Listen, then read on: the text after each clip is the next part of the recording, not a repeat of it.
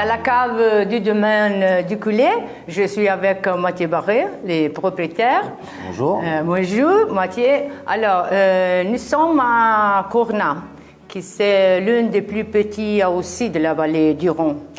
C'est juste. Tout à fait. Et ici, on a surtout la production des vins rouges, issus du cépage Syrah, 100% Syrah.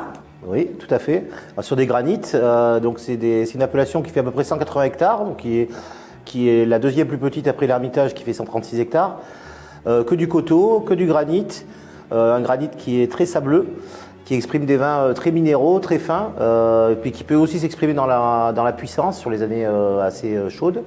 Ça dépend un peu des millésimes. Les millésimes humides, on va sur des vins très fins, très frais, très juteux, et des millésimes puissants où on va sur des syrahs un petit peu plus explosives. Donc c'est un terroir qui a une palette aromatique assez large.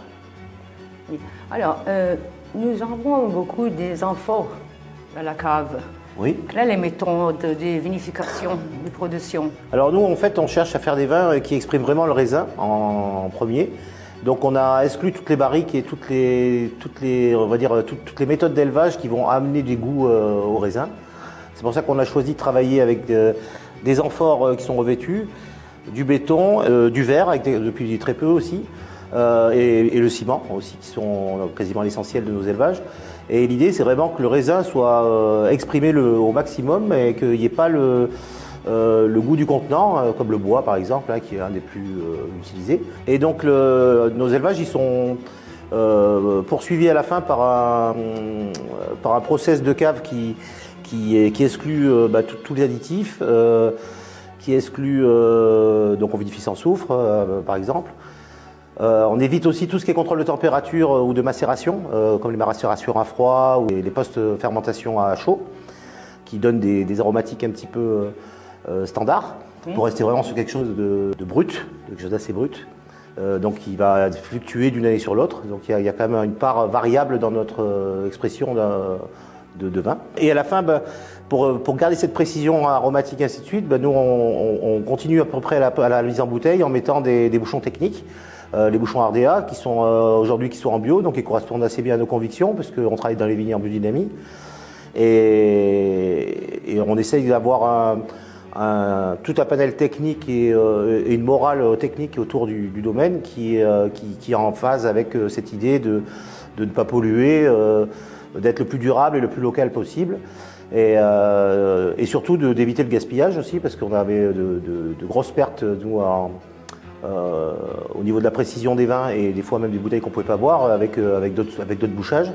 Et on a essayé de trouver un bouchage sûr qui pouvait nous amener la pureté du vin et en même temps une garde assez prolongée, tout en ayant une vision aussi pour l'environnement. C'est-à-dire qu'avec ce bouchon qui est devenu maintenant biosourcé, donc qui correspond vraiment mieux à nos attentes. Ouais. On peut dire que l'approche biodynamique s'exprime à travers la choix de bouchons biologiques. Disons que quand on cherche à avoir des raisins qui ont du goût, qui ont une âme et qui vont exprimer réellement un lieu, plus on va avoir un bouchon qui va conserver ce travail, plus on est en phase avec la biodynamie. Donc ce bouchon correspond tout à fait à tout ce qui est à tous les vignerons qui cherchent à être précis et avec des vins qui sont plutôt frais et qui vont leur conserver un éclat. Voilà. Donc on peut dire que ce bouchon est en adéquation avec la biodynamie dans ce sens-là, oui. Oui, après on peut personnaliser nos bouchons. Nous on a choisi le noir parce que c'était notre code couleur. Nous c'est noir et argent, noir et or. Mais c'est vrai qu'après on s'est un peu amusé aussi avec des rosés, des vins oranges. Là on avait fait des macérations d'ailleurs dans ces cuves-là. Et on a fait un bouchon orange parce que c'était un vin orange. Et c'est vrai qu'on peut s'amuser après à faire du marketing entre guillemets. Mais nous on a cherché à faire quelque chose d'assez simple, d'assez sobre. Donc le noir, techniquement ça n'a pas été facile parce que noir et bouclier transparent apparemment ça n'a pas été bien reçu dans les ateliers, mais on y arrivait quand même.